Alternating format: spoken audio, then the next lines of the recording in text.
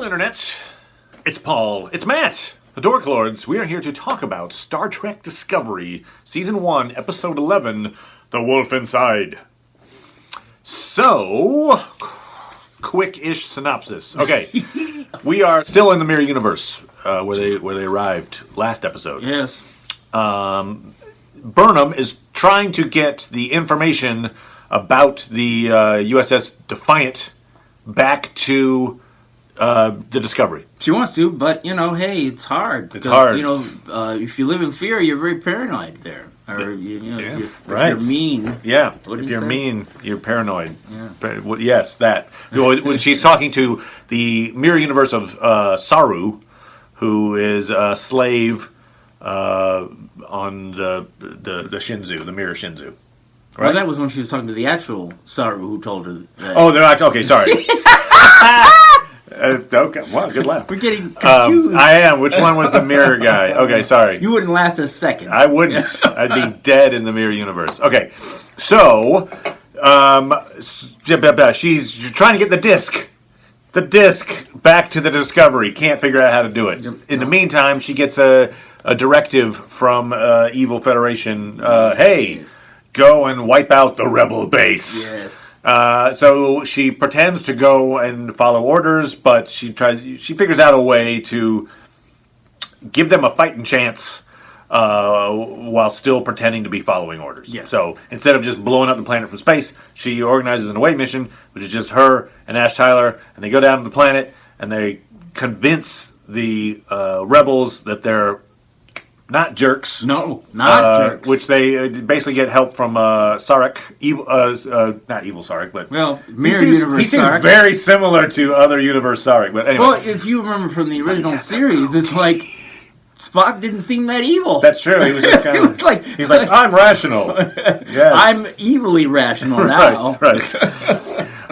Yes, lawful evil, lawful good. Maybe it's the same thing. I don't know. Anyway, so... Sarek does the mind meld, sees some interesting things. Doesn't really say everything he saw, but is like, okay, she's telling the truth. You can count on her. Vok. Evil Vok. I don't know. Mirror Vok. Well, an evil Vok is good. Exactly. Two wrongs make a right. Yay!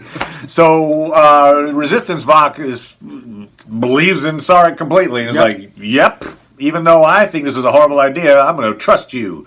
And so, meanwhile, as they're talking, Ash Tyler gets the trigger words, basically, as he hears Vok talking. He hears the words "K-less," and he's which is, that sort of sparks him. And then he hears the real Vok say things that are just like no Klingon should ever say, according to Vok, which is, we like to live in peace and harmony with people or something. Like, and he's like, no! And so that's what forces him to attack Vok. That's what forces him. It's like, how dare you? How dare you say things like inclusiveness? Yeah. And so he attacks Vok. There's some struggle there, but they kind of resolve it rather quickly. Like, it's interesting how... Yes, because he just capitulates. Hey, clearly you were liars and want to kill. Let's kill them all. And Sarek's like, no, trust me. Michael is still good. Michael is good. Okay, we'll let them go. Well, that's good enough then for me. Right. So, thankfully, I suppose that for the plot that happens, and they basically tell the rebels, "Hey, give us this something I can go back to the people with and say, hey, I got intel." They're like, here's some information on some bases that we won't need anymore. No. By the time they'll have re-encrypted, they'll be gone from those areas. So, and then she's like, you have an hour. Yep, an hour. And goes back to the ship. Meanwhile, back on the Discovery, we've got this, Stamets is dying. Tilly thinks she's figured out how to save Stamets. Yep. And she's wrong. So he dies. Does he? Okay, so we do see a cool shot of him in what is probably the mycelium network post-death, and he meets the mirror universe of himself, who's like, "What took you so long to die and get here to see me?" I don't know. Anyway, no, I do appreciate that Sarek had a goatee. It's the first goatee we've seen in the mirror universe. Kudos to that. All right. Anyway, So that was just okay. So back on the Shinzu. Yes. It turns out the Emperor, who we made some guesses last week, and one of our main guesses was that it was Giorgio. Yes, that's true. I mean, we discovered that at the end of the episode. Once they get back to the Shinzu, Michael is like, "Oh, what the hell is wrong with you?" Yeah, talking to Ash Tyler, who is really no longer Ash Tyler. Well, he's still on his way to not being Ash Tyler. Yeah, I mean, he goes full blown Vok in that conversation. Well, yes, but he's on his way. So he's like, I don't know. I was saying by the end of the episode, he's full on. Yes, he is. Okay. But yes, right. He's broke. Yes. And he attacks her. And Slave Saru, comes in and saves with a just yank. Yeah, because they're like they're the only thing strong. keeping them from taking over everyone right. is the fact that they'd rather not. They'd rather not. So, so there's the custom, which I thought was kind of cool in the Mirror Universe, is you punish people by just sending them into space. That's right. Walk the plank. Out the airlock. Yeah. So they, transport people out into space and then they die. We saw them do that in the beginning, just to demonstrate. Yes. They do this. They do. And people die. That's right. So Burnham takes control and says, "I'll do this myself. I'm going to kill Vok Tyler my own way." Yes. And she sets the coordinates, basically, to get him within transporter range of the Discovery. Yes. And so when he goes out into space, Saru, Prime Universe Saru, who is now captain of the Discovery, teleports Ash Tyler back into a prison cell. Vok. Yeah. Vok. And he's got the disc on him, so they found a way to get the disc back to the Discovery. Yep. So we've got a situation where Giorgio shows up, as we surmise she might be the Emperor. Yes, she is the Emperor. She's the Emperor. She is not happy with Burnham, and she proceeds to blow up the planet, the Rebel base. There you go. And we have the line from Burnham where she's like, "Oh, they haven't finished the evacuation." So we don't know how many, if any, rebels escaped. Right. We do know that a fair number of them probably died. Yeah. Well, we don't know because it seems like it's a lot of time between. We're back now, and I have to yell at you for a while and try to kill you, and then we're gonna send you off into space because you've been a bad boy. It probably had like a 2-week trial. And then that's when she had that conversation with. So there was a while. So yeah, let's talk about the Lorca conversation real fast. So she's talking to Lorca, we get I guess he's just. She has 2 conversations with him in this thing. One is like, "I'm going to do this crazy plan." And he's like, "Blow everyone up." Yes. Which is what he did with the Baran, so I wonder, anyway, you'd think he might be a little more sensitive to that. But anyway, I get the feeling that both times he was like pulled momentarily from the agonizer. Yes. Like he's been doing for hours and hours and hours. I wonder if they even let him sleep. Can I chat with you for a minute? We're gonna go back in the agonizer when you're done. But so I want to interrogate him personally. Yeah, and so he's like shivering. I think the first time he was actually in the agonizer when she spoke to him, so it's just like boop. Anyway, got a couple questions. This is if weird. You don't mind, I don't want to bother you. I'm in this. Doing a pub trivia, and I can't figure out. There's a Simpsons thing. I thought you maybe help me. Thank you so much. Yeah. But yeah, he's literally shaking at least part of that time. So it's like he's just come out of the agonizer again, and he's gonna get put back into the agonizer, and so he's freaked out. It's a very different version of the captain at this point. Sure. But at the same time, he still is intent on not going back. Or like, it's weird when she says, "Well, I'm all alone now that Ash Tyler is Vok. I'm all alone." That's right. It's him who doesn't really, because I think he wants to take out the Emperor. I think that's what he wants. Okay. All right. Well, I can't imagine what else. Chance It's next sort episode. of like, why? In fact, it's really a question of why he went back in the first place. Yeah. What the hell? But I mean, he really certainly should have at least asked himself that a few times in the agonizer. In the agonizer. I think if you can think in the agonizer. Why did I do this? Because she says something like, let's get out of here. Or something like that. And he's like, nah. And he's been in the agonizer the whole time. And he's about to go back. So for a guy who's... Really, again... See, he probably like was in the Prime universe. It's like, I like to get tortured, but where they do the best torturing, where they do it the is best in the that mirror universe. That mirror universe. I gotta get back there. They don't have agonizers here. We need agonizers. Yep. So he's determined to stay in the mirror universe, even if it means being in agony for 23 hours and 59 minutes of every day. So yeah. All right. There we go. Episode. Yeah. Episode. In next episode, the trailer for the next episode, we see that they do Burnham and Lorca are in front of the actual Emperor, not just a hologram of the Emperor. Right. And the Emperor's like, "You will bow," and Lorca's like, "I don't bow to anyone." So your idea that maybe he wants to take out the Emperor could be manifested here in the next episode. Yes, I feel like that's the only thing we know he was trying to do before he left. Right. It's hard for me to believe. It's hard. I feel like even if he did kill the Emperor, I guess, which would make him the Emperor, was it worth it? Yeah. It's true.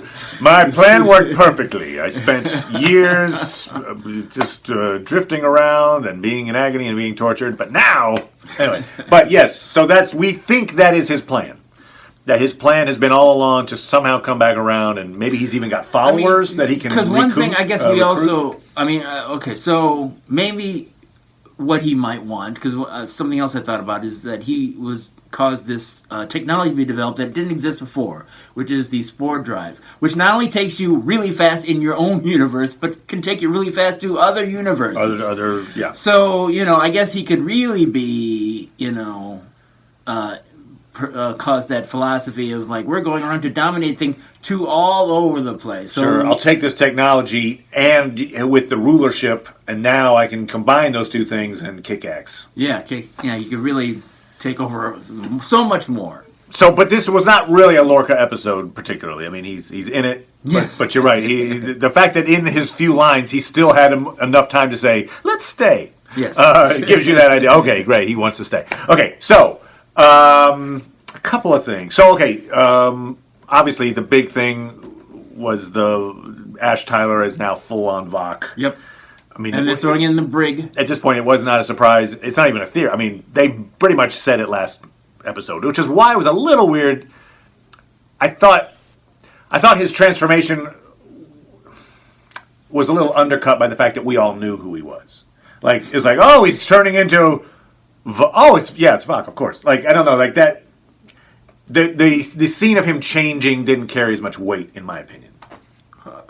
Just because it was like new to Burnham, but we're ahead of her. Yes. Like I didn't like being ahead of her. That's all. It's the bomb under the table thing. It's like it's sorry that you don't like it if you know something and the people in the show don't.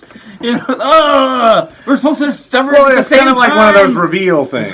That's what I thought anyway. They were attempting to do that, and they inartfully because we knew it a long time ago. We did. So, was it 2 weeks ago? Was it? It was more than that. Yeah. All right. I'm just saying. For me, it was. I mean, I did like the scene when he and Burnham are talking, and he does actually eventually go full on Vok. The scene I'm talking about particularly is the one where he's with Vok, the Mirror Universe Vok. Right. And they're in the tent. I was like, I was kind of like, that scene, it just fell a little flat. To me, the importance of it is that here he is face to face with who he is. So, that's the importance of it to me. It's more less like, oh, I'm going to say a phrase to you and now you're finally out of it. Oh, yeah, I remember I'm somebody else now. No, here you are right in front of yourself more than anybody else. It's like, everybody else is seeing themselves as themselves right in front of their faces. He's been changed, and now he sees it as original self. Yeah, who his actual self is, and not behaving as his actual self. I'm gonna kill this guy. Do we still think that there is an actual Ash Tyler, right? I think he's dead. I think he's dead in both worlds. In both worlds. See, that's the thing. Well, I guess he could be alive in that other world. Right. Is there a Mirror Universe Ash on his way at some point? Yeah, who knows? Anyway, I just... and in that, the subtext is, I don't care. You don't care. All right, this is something I do care about. Make me care. And I think we talked about this last week. And I was trying to think, why does it bother me? And I think I figured out why this thing bothers me. Okay, so last week we had this big discussion of and you were right, so I'm giving you credit that being right. But the thing was, I thought maybe they had taken Ash Tyler. Oh yes, and then implanted him with like Vok's consciousness. And you were like, no, I think they crushed Vok molded him into a human form. Yeah, like a Play-Doh person. And you're right. That's what they did. Obviously, we saw scenes of it. That's what they did. That's right. And I was like, why does that? Because it's not enough technology. Obviously, I believe in. I'm cool with warp speed and phasers and holograms. So it's not that. I think it's. Why? Like they picked the most difficult method of achieving their ends. Like it would seem like if you had Ash Tyler, you could brainwash Ash Tyler, and you would achieve what you wanted so much easier. It's like I don't know. This is probably gonna be a bad analogy, but I'll start. I'll just try this. Okay, let's say I've got a car. Hey, I've got this car. I love my car. Everything about it. The only thing I don't like is the color. I have a green car. I wish it was red. Okay. I could paint that car red. Or yes, I could take my motorcycle, crush it into various pieces, craft an exact duplicate of my car, and then paint that red. Because even after they crushed Vok into an Ash Tyler, they still had to implant Ash Tyler's. Like, they had to brainwash him, basically. They had to brainwash him with Ash Tyler because he knows how to speak English. Yes. He knows Ash Tyler's memories, the feelings. Yep. So they brainwashed Vok as Ash Tyler. Instead of just brainwashing Ash Tyler, and it just seemed like they went a long way out of their way. Because I think, who knows? That's all. It just seems like they took it, they did the most difficult way they could possibly do to achieve their ends. That's right. All. Well, what do you want? Do you want the person who really doesn't want to do what you're going to do, what you want to have done, or the person who does want to do what you want to have done? I'll point this out, though. It didn't work. Well, even in this case, it's not foolproof, is my point. Like, if it was foolproof, maybe. It's not. Here's the thing. They kind of made it not work, right? It's like, here we do our little special thing to say to the person, and it didn't take. And so when does it take? They had to go to another universe. If all that had happened and you didn't have the Saru slave looking out for her, she would have been dead, and you just would have. I don't know. I'm just saying, it would just seems much easier to brainwash Ash Tyler. What Manchurian Candidate worked so easily? Well, at least it worked. No, it didn't work. Well, I'm saying it didn't work. It's based on science that has existed for even hundreds of years in our world. I feel like much less brainwashing. And two, it's like. Well, who knows? They create this thing. They're saying, "Oh, we thought of the brainwashing thing," and it's not that. That's because right. It isn't that. It's That's right. Like, you're actually we putting crushed two their body. minds into one. That's not the thing that fooled them. It was that they actually did this thing where they really combined minds, as opposed to just throwing some commands that are in there that aren't, that shouldn't be in there. They really did put somebody's, another personality on top of someone else's. Yeah. All right. So that was the easiest way they could do that. Okay. Well, if you got the technology, I'll take. Why does it have to be easy? All right. Speaking of technology, there were a couple of things that bothered me. So last week, I went along with it. And that's what they did before. In the original series, that's what the guy was. Well, the Tribble guy. He was a Klingon, but he was still changed into. Yeah, he was a spy who knew enough about that, probably. Okay. Because we don't know. We don't know for a fact. Actually, I guess that would be like kind of retrofitting or whatever. Right. Because, in like Next Generation, you had, Picard disguised himself as a Romulan, and it's Picard disguised as a Romulan walking around pretending to be a Romulan. That makes somewhat sense. Oh, Vok disguised as a human, okay, but Vok with... Anyway, all right, we've talked enough about it, but it just... it bothered me. That bothers him. All right, there you go. All right. So as we leave off now, we have Vok trapped in a cell. Yeah. Yeah. And from the trailer, he's going nuts.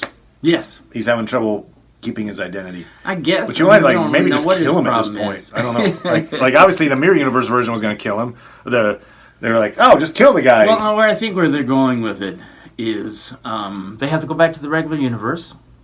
And, what is this guy going to do? I mean, I feel like the reason for him railing against his whole project seems stupid to me. He's upset because their savior was killed, right? And the whole thing about that guy is let's now be so Klingon and destroy anything that's not Klingon, right? And so he believed in that. And now one of the reasons why he was so devoted to this guy is that he was actually an outcast in the Klingon society, but they said, no, you are good. All Klingons are good. You're good. You're a Klingon. You're okay. Everything else sucks. So that's why we go around and killing and pillaging, because everything else sucks and we must dominate whatever. He's now had the experience, even though it's not really his experience, of being in this world where everybody's getting along. And the thing that infuriates him is seeing a Klingon who's like, you know what, we can get along with everybody. Andorans so it seems like they're going in a direction where he gets back into the regular Prime universe, where he realizes now that maybe he can affect his Klingon culture to be better than what they were. So in other words, she'll have an effect back in the other universe. Right. That's what I think. That's my guess. Because one thing we do know about it is that even after this occurs in the term of the original series is that they're still not getting along great with the Klingons. But it's not like full-on war. Right. It's still Afro-war. So yes. So, that's maybe where they're going with it. Although also it would be difficult to believe that someone who looks like Ash Tyler, a human, comes in and goes, hey, everybody. Oh, yeah, no. Follow me. It might be, Laurel. Yeah. That does it. She is still maybe trapped. They can do it back, or did she say it was only one way? Oh yeah, good point. I don't know. Like, why if they can scrunch you? Unscrunch. Why can't you? Actually, you just add water. Yeah, there you go. Okay, so last week they did the little trick where the Mirror Universe SS Cooper comes along and is like, oh, we're going to talk to you, but audio only. Right. And like, oh, thank goodness, because if they'd have seen him. And so it was kind of like, went with it. They threw out some excuse. Oh, there's asteroids. I don't know what they did. But anyway, it was a little convenient. Technical problems. Yeah, it was convenient, but I went along with it. Okay, fine. Now, this week they had maybe a more even serious convenient plot device, which was people just assume that Stamets killed Culber in the med lab because they apparently have no way to see what happened in the med lab when Tyler neck snapped Culber. Yeah. Like, now obviously they know Tyler has told Burnham, I killed Culber, so that mystery has been solved. Right. But to the people on the ship, Tilly, Saru, and them, there was no way to tell. You can't. It just seems weird that there would be no video evidence, for instance, of anything that happened in the med bay. Right. Well, you don't think that somebody might be able to get access to that information, maybe to erase it? Okay.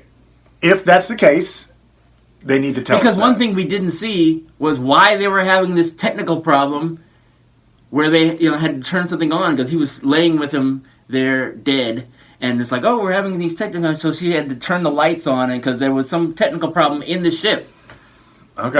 All right, good point. That was when he was in the forest. Or whatever. Right. The forest, the trees. I mean, I've heard some theorizing that maybe that's not the actual... But that doesn't make sense to me. What? There's the other... That's Lorca... Not Lorca. That's... that perhaps that little scene at the beginning was actually some other ship with the other Stamets or whatever. I didn't think that, but I thought it was maybe from a different time period. But then you're right. This Culber's dead. I mean, There's only so many time periods it could be. Nope. Yeah, right. Well, we let him back with him again. He's still holding him. But he was holding him before. No. Yeah, you're right, though. That is weird. Okay. Well, so, yeah, if they even have just a line where they say, oh, Tyler's screwed with the security systems, great. But they kind of need that. They shouldn't make us assume that, you know what I mean? Like, I don't know, you set the technology to a certain level. It's kind of like in the original series, they would have the transporter, and the transporter was like that big plot killer device because they could, like, take anyone from harm if they knew. Oh, look. So they would have to throw it in, but they did. Yeah. It was always, radiation. Yeah. Oh, ship took too much damage. Yeah. Oh, the transporter. Yeah, can't. It's not online. Sorry. Yeah. So that just you had to do it. You got to, because you set this idea of like your audience is wondering, why don't they just use the transporter? And in the same way, I, as the audience, was wondering, why don't they just look at footage of what happened in the med lab? And so they need to throw in a justify line, is just my point. I know, that's weird and stupid, but whatever. That's a thing. There. I agree. Weird and stupid.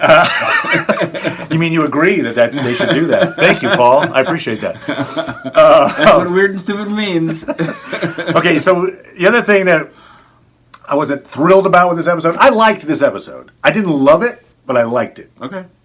I didn't really like especially because it didn't really go anywhere, all the B plot stuff, which was Tilly and Saru trying to save Stamets, and then they don't. It was a lot of technobabble. Even for Star Trek, that was a lot of technobabble. They're establishing the fact that probably what we're seeing, which is how he's communicating with that. They're using the whole technical babble. No, they're using the whole Mycelium, whatever thing is. Mycelium network. And so, they're involving more. I mean, the things that were irritating me about it is like, okay, we only need two people in this room. The person who has the person who's in charge of it to say, yes, we can do it because I'm the captain. Okay. And the person who's got the bright idea about what to do. We don't actually need any other doctors in the room. Because she says, oh no, we don't need doctors because we can use science. That was stupid, I think. And it's like, still, it's like they don't want to give these any other doctors any lines. We just lost the actual only doctor who had lines. And now all the other doctors just come in when something goes wrong. It's like, oh, keep them outside, obviously. Don't have them sticking around. The people who actually know about, human physiology more than the physicists. You could do that. But no, they didn't do that. So that bothered me, but I got over it. I would say, another thing, back to the original series. But I think that's where they're going. I know you don't like it, but I think that's where they're going. They're establishing this is how he's communicating with the other Stamets, is through this Mycelium network or whatever. And so... which I'm fine with. I'm good with that. I guess maybe it wouldn't have made a difference in terms of... because we don't know what the story is that they're still developing, right? I mean, I mentioned to you before that they went from what everybody's used to is like, oh, these two gay characters and they're in love and let's kill one. Look at that. Oh, it makes the other one sad. Oh, drama. And so this one, they kill the other one too. They're both now gay. There's no gay characters. Right. But there's still one, and we don't know about the other one. I don't know if that's their plan to somehow bring these other two into the cast now by having the other universe and the other Stamets and... the mirror universe Stamets and Culber. Right. Come into the cast of characters, the regular universe. I don't see why that couldn't happen. But they'd be evil with goatees. Yeah, right. Okay, but see, maybe more stylish. So, it's another one of those little differences. But, obviously, technobabble and Star Trek go hand in hand. Sure. But usually what you do is you've got somebody giving technobabble, and then somebody sums it up. It's some kind of you reversed the polarity with the dilithium crystals, and we went warp 10, and then we ran around. Oh, you mean letting the air out of a balloon? Yes! It's like using a straw. I don't know, we needed, I think we needed that little bit of in other words, brackets, thing we're trying to do. They never gave us that. They just kept talking literally nonsense. If I find it in the episode, I'm going to cut it out and be like, I'll put this in the episode, please. Just put this one thing. That's all. This sentence where they summed it up. It's like putting snow chains on your tires. Anyway, so I just thought they would use her as just say random stuff. You say random stuff into the camera. Because it wasn't real stuff. I mean, it was just technobabble. But that was the majority of her speak was And it happened to be in the mouth of the character that I like the least. Yeah, really is. Yeah, I wonder if it's just like, She made me laugh last episode, the one before, so I give her that. She giveth and Tilly taketh away. This was a taketh away episode. Okay. Like, why does she keep wearing the wig, by the way? I guess just in case somebody calls in. I think they probably did that to her hair. Oh, did they? I thought that was a wig. I feel as if maybe she just walks around with the wig on. That's what I thought. It was like, I'm going to play captain, even when no one's watching. She has to be ready in case they need to talk to her. Okay. But Saru's like got his outfit on. Like, he's just a normal guy. Because they can never show him. Why are you letting this slave on the bridge? Oh, they got a slave. They got a slave Saru. They got a slave. You should wear the slave outfit. Which is, okay, that is an interesting point. Michael does not tell him there's a slave. No, that's interesting. Yeah, and she doesn't tell him that Culber's dead. He doesn't. Right, he doesn't tell her that Culber's dead. Right. Although she didn't. Well, she wouldn't. She didn't. It's not like he lied. He just omitted. Right. He didn't tell her. Yeah. He was like, there's more important things to worry about. Yes, she actually lied. She lied. Yeah. He's like, hey, are there any other Kelpies? I know we're not, that common in the Prime universe. So yeah, I'm just wondering. I feel like I don't think she explained why she lied too. Did she? I don't think she did, but my guess would be she just didn't want to tell him, oh yeah, you're a slave. Like I'm ordering you around over here. Yeah. He gives me baths. Yeah, right. So she was just trying to spare his. Although to me that's weak. I think he's adult enough to handle that information. I agree. Although which makes it feel like it's a plot reason. Ah, okay. That's to me. You lied to me. No, there's some reason, something for him to be surprised at some point. Well, we have seen slave Saru. Mira Saru has saved her life, right. So he's important now. She's probably gonna let him in on the secret or something. If she was gonna trust anybody over there, she'd be like, "Hey, Mira Saru, I'm not really Mirror Universe. Of course, I'm your Mirror Universe Burnham. I guess they would call our universe. Maybe. I mean, they might have the cheap writer reason might be at some point they're like, and they're surprised to see each other. All right. Yeah. Which is not. I don't feel like it's a good enough reason, but I feel like there might be some like plot reason. It's just funny, like to have it screw up because she didn't tell him or something, or for him to act in a way that she thought he would. That would, oh no, he makes some poor choice because of what happened or whatever. Oh, in that one episode though, I was gonna say that wasn't his people when he went crazy. Yeah, he went crazy, but that was other spore type people. Thing. Yeah. So maybe she's just sort of like, I don't really trust him with some of these issues. Could be. Maybe he. Yeah, you're right. Maybe he's like fire. I must free. What, we're gonna free him? But it is interesting, anytime you're going to ask about the mirror universe of yourself, yes, you're going to ask at your own peril, right? Because mirror universe seems to be a lot worse generally. So if you're like, I wonder how mirror universe me is getting on. You're probably going to get a bad answer back.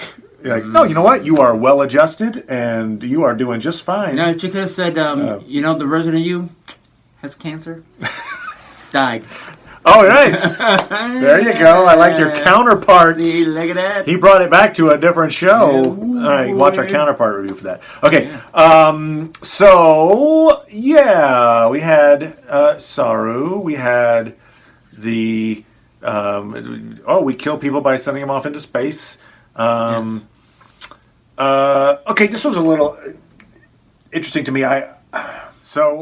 I thought the voiceover in the beginning was a little long, where she's talking about, she being Burnham, is talking about, I don't know, I can't keep it myself, me, while I'm here, and all this stuff. Like, I felt it was a little, we could have just seen it. We didn't necessarily have to hear all of her description of that. I don't know, her internal monologue. Plus, she hasn't been there that long, right? Like, she said, I think a couple of days. So you can't, I don't know. Like from the way she was describing how hard it was not to like turn evil, it made it sound like she'd been there for weeks or something. Whereas like, oh yeah, I was here yesterday. It is tough. I don't know. Like I would think, I don't know. I'd probably get everybody killed. I'd probably be like, no, don't be a jerk. Oh, I said no. Okay, kill me. All right, fine. Yeah, I don't know. I mean, I feel like the events that we're seeing are happening at the same time that they're happening on the Discovery. And so it doesn't seem like that much has happened. Culver was killed. They had to discover Culver and, Stamets. Culver dead and Stamets, and feel like, okay, we should lock him away. And then communicate with Burnham. And then they send, what's his name, back to them. Who? What? Oh, Ash Tyler. Ash Tyler. Yeah. So they send Ash Tyler back. It doesn't seem like it's that much time, actually. So, and I really, thankfully for Lorca, because he's been tortured all that time.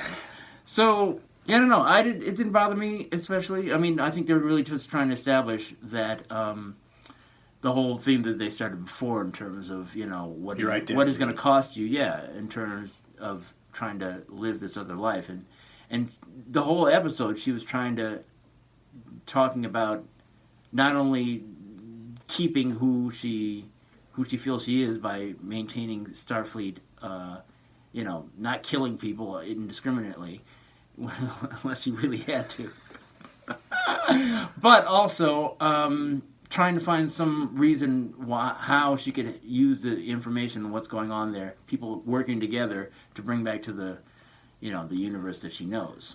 I should go back and watch that first episode bit where Giorgio and Ms. Burnham are walking on the desert planet or whatever and chatting. Because Giorgio is basically giving her like spiel on life and stuff like that, and I have a feeling that we're about to see Giorgio and Burnham reunited. No, I'll bet you that whatever that conversation, which I'm kind of forgetting at this point, but she's kind of like, I think I see a captain in you. I mean, like Giorgio is giving her a pep talk, but also describing. I think there'll be some clues in that conversation for how they deal with each other. Because I've had to watch it a few times because somebody was like, I want it again. So, my rewatchable version, so I've watched it a few times. So one of the things that was going on is like, if we can't be saved here, that conversation, because they were on that planet trying to stay out of people's way, and the ship couldn't get close enough, so they had to walk around until they we're lost. Made the thing. So it was her be able to say, I don't like to lose, as Kirk did in the Wrath of Khan, where it's like, you said Kobayashi 6 Maru. hours when it was only 2. Like, yes, when we're being monitored, blah, blah, blah. So, I felt like that was, that's one of the things they were talking about. She's like, what is she? Burnham was saying that, like, I like to study different races or whatever. So she would try to do that work. Okay. And then she's like, I would just escape. So those are the things they talked about, but maybe there is something else too. Okay. All right. And obviously Burnham tries to use the experience on the Rebel base to try to elicit some information that'll be helpful back in the Prime universe. Yeah. Like, how do we make the Klingons realize they can join up with these other races? Yes. And so she's going to attempt to bring that back. Presumably. In some way. Yeah. I mean, it feels a little thin. Yeah. Because it's hard not to see, that the Klingons are backed into a corner where they've been so assaulted, funnily enough, that the humans have been so successful in beating them down, taking their language away from them, So it's interesting that they feel like, oh well, our only choice is to band together with these other races. So is that what you're gonna do? Torture all the other races when you get back? Now you're together, right? Now we can be good. Yay! Stamets had a fairly easy paycheck week, I would say. Like he did the forest thing in the beginning, and then he met himself, and he's like, "Hey, glad to see you." Yep. In between, I'm gonna do the Stamets for you. Oh, okay. This was his.